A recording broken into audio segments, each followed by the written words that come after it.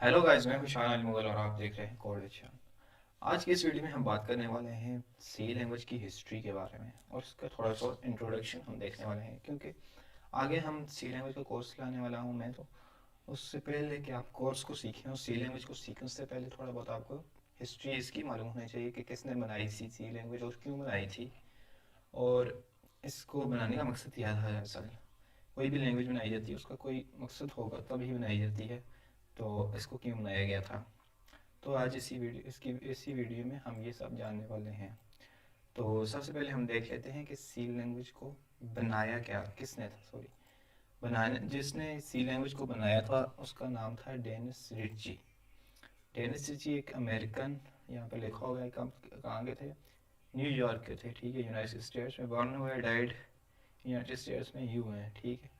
ये इन्होंने बनाई थी लैंग्वेज, सी लैंग्वेज के जो फाउंडर हैं ये डेनिस रिची ही हैं। और इन्होंने सी लैंग्वेज को क्यों बनाया था, सी लैंग्वेज से जो पहले कोई पहली प्रोग्रामिंग लैंग्वेज नहीं थी, ये आप जान लें। सी लैंग्वेज कोई पहली प्रोग्रामिंग लैंग्वेज नहीं थी, इससे पहले भी बहुत सी लैंग्वेजेस थी जिनमें उस वक्त जो पॉपुलर थी उसका नाम था बी।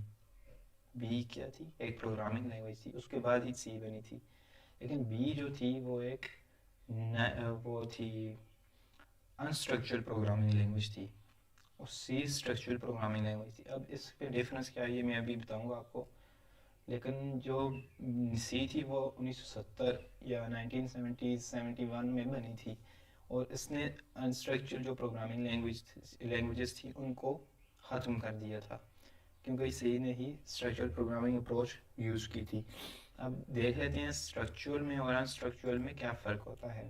तो यहाँ पर मैं जस्ट आपको प्रोग्राम नहीं लिखने वाला, जस्ट मैं आपको समझाने वाला हूँ कि पहले मैं दिखा देता हूँ अनस्ट्रक्चरल जो होती है, अनस्ट्रक्चरल प्रोग्रामिंग लैंग्वेजेस लिख लेते हैं।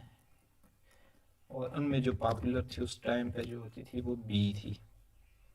बी लैंग्वेज, इसका क्या मतलब था, बी जो थी वो सॉरी अनस्ट्रक्चरल का क्या मतलब होगा, ये जो अनस्ट्रक्चरल का प्रोग्राम होता है, ये कोड होता है। अगर आप बिल्कुल ही बिगनर हैं, यानी आपको प्रोग्रामिंग लैंग्वेज कोई भी नहीं आती, ये सी लैंग्वेज आपकी पहली लैंग्वेज है, तो आप शायद इसको इतना समझ ना सकें, लेकिन जस्ट इतना समझ लें कि जो बी लैंग्वेज थी वो जस्ट ऐसे लिखा जाता था। मतलब अगर मैं लिखूँगा S equal to 5, B is equal to 10, और यहाँ इसके नीचे जितना भी कोड होगा ये ऐसे से एक एक लाइन के बाद मैं लिखता जाऊँगा, ठीक है, जो भी होगा मैं लिखता जाऊँगा लिखता जाऊँगा लिखता जाऊँगा। अब मान लें मैं एक सम का प्रोग्राम लिख रहा हूँ, ठीक है, मैं लिखता हूँ A is equal to 3, B is equal to 2 और C is equal to A plus B, ठीक है, ये सम है, ठीक है, दो नंबर को जोड़ रहा है। अब मैंने ये प्रोग्राम यहाँ पर लिख लिया, ठीक है, ये किस लाइन पे ख़त्म हुआ, 20वीं लाइन पे ख़त्म हुआ, ये देखें, ये 20वीं लाइन पे। अब यहाँ के नीचे ये मैंने प्रोग्राम लिखा, इसके बाद मैंने कुछ भी जो भी प्रोग्राम लिखना था वो मैं बाकी कोड लिख रहा हूँ लिख रहा हूँ लिख रहा हूँ। मान लें मैं ये नीचे चला गया 50वीं लाइन पर, मुझे फिर वही काम करना है जो मैंने ऊपर सम किया था, ठीक है। या प्रोग्राम में दोबारा काम करते रहते हैं, जब आप एक्सपीरियंस सुनेंगे तो आप देखेंगे। तो ये काम मुझे दोबारा चाहिए, तो मैं क्या करूँगा, यहाँ से इसको कॉपी पेस्ट, और फिर मुझे ये काम करना है, मतलब मैंने फिर किया, ये प्रोग्राम लिखा लिखा लिखा और फिर मुझे ये काम करना है, तो ये फिर कॉपी पेस्ट। अभी तो ये 3 लाइन का क्या बताइए, कोई बहुत लंबा फंक्शन हो, कोई बहुत लंबा कोड हो, तो मुझे कॉपी पेस्ट करते हुए कितना ज़्यादा मुझे आप देखेंगे कि टाइम भी ज़ाया होगा और उसके साथ साथ ही हमारे जो कोड की लेंथ है वो भी ज़्यादा हो जाएगी। तो ये थी अनस्ट्रक्चर प्रोग्रामिंग, जिसको डेनिस रेजी ने नोट किया और उन्होंने सॉल्व करने की कोशिश की इसको, और सॉल्व करने की कोशिश नहीं की बल्कि इसको सॉल्व ही कर दिया। अब कैसे सॉल्व किया ये मैं आपको बता देता हूँ। अब मैं लिखता हूँ स्ट्रक्चरल प्रोग्रामिंग लैंग्वेजेस, ए जी, मतलब जो सी थी इसकी फादर मदर ऑल लैंग्वेजेस कह लें इसको, ठीक है। स्ट्रक्चरल में यही मतलब पहली लैंग्वेज यही थी। उसके बाद हम देख लेते हैं कि इसको कैसे स्ट्रक्चर प्रोग्रामिंग कैसे होती है। मतलब अभी हमने तो देखा यहाँ पर हम कॉपी पेस्ट कर रहे थे, हमारा काम हो रहा था, बस एक ही लाइन में लिख रहे हैं लिख रहे हैं लिख रहे हैं। लेकिन जो सी थी इसने कैसे क्या किया, इसने फंक्शंस को इंट्रोड्यूस किया। अब फंक्शंस क्या होते हैं ये जानने की ज़रूरत नहीं है, बस आप ये समझ लें मान लें मैं एक सम का फंक्शन, जैसे मैंने ये दो नंबर को जोड़ा था ना, ये सम बनाया था, ऐसे ही मैं इसको एक फंक्शन में लिख लूँगा। मतलब ऐसे मैं लिख लूँगा सम, और इस तरह मैं इसको, ये वाला जो प्रोग्राम है ये अलग है, ठीक है। ये इसको मतलब समझना, ये अनस्ट्रक्चर्ड में आ रहा है, ये जो इससे ऊपर वाला और ये स्ट्रक्चर वाला ये है।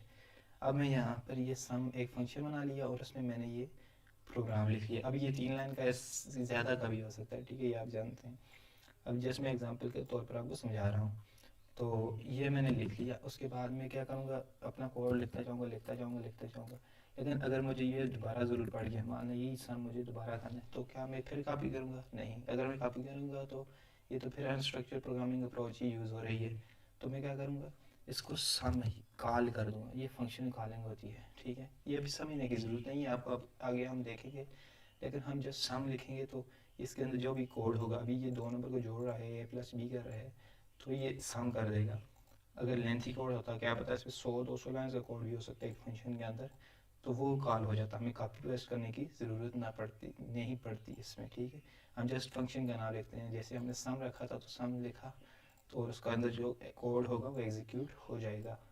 तो यही है स्ट्रक्चरल प्रोग्रामिंग लैंग्वेजेस, ठीक है। और यही सी ने इंट्रोड्यूस करवाई थी, उसकी वजह से ही सी लैंग्वेज इतनी पॉपुलर हुई कि पूरी दुनिया में इसका एक चर्चा हो गया था। और डैन स्टिची को इसका अवार्ड भी दिया गया था। अगर आप इसको उसमें चेक करें, अपना विकीपीडिया पर अगर आप देखें तो आपको पता चलेगा, यहाँ पर उनको अवार्ड भी दिया गया था। ये टर्निंग अवार्ड जो उसका नाम था, और भी बहुत से मिले होंगे, इनको दिया गया था। और जो सी लैंग्वेज थी, ये एक कंसोल एप्स बनाने में यूज़ हो रही थी, जो उस दौर में जो होते थे, यूनिक्स ऑपरेटिंग सिस्टम हुआ करता था, उसमें यूज़ हुआ करती थी मोस्टली। तो यही थी सी लैंग्वेज की हिस्ट्री। ये बनी क्या थी 1970-71 में, ठीक है, 1971 में ये बनी थी। और ये सी लैंग्वेज के को फाउंडर थे डेनिस रिची, फाउंडर थे, और ये कंप्यूटर साइंटिस्ट थे। और अभी हमने देख लिया सी लैंग्वेज किसको सपोर्ट करती है, स्ट्रक्चरल प्रोग्रामिंग लैंग्वेजेस को। और इसलिए हम सी लैंग्वेज की पॉपुलैरिटी का अंदाज़ा लगा सकते हैं। अगर आप, ये पहली प्रोग्रामिंग लैंग्वेज है, मतलब आपकी सी लैंग्वेज एक पहली लैंग्वेज है।